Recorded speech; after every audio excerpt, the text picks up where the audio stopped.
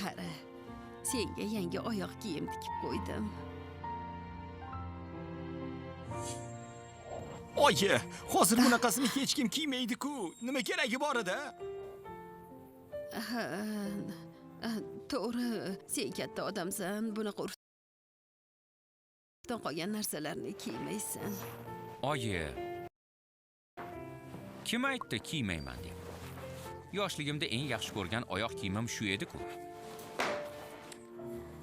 Mana, qarang. Bunaqasini hech qayerdan topa olmaysan. Shundaymi, oyi? Senga yoqsa bo'ldi, bolam. Oyi, men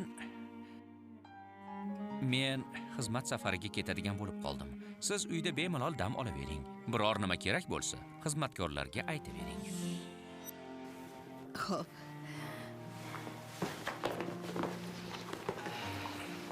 Hay, oyoq kiyiming. Hammasi joyida, oyi. Bu oyoq kiyim juda ham qulay. Men bosh direktorman. Ustimdan kulishga kimni haddi sig'ardi, oyi? Men ketdim. Kichik xo'jayin, ehtiyot bo'ling. Bir panda vaqi kampirga xizmat qilar ekanmiz-da endi.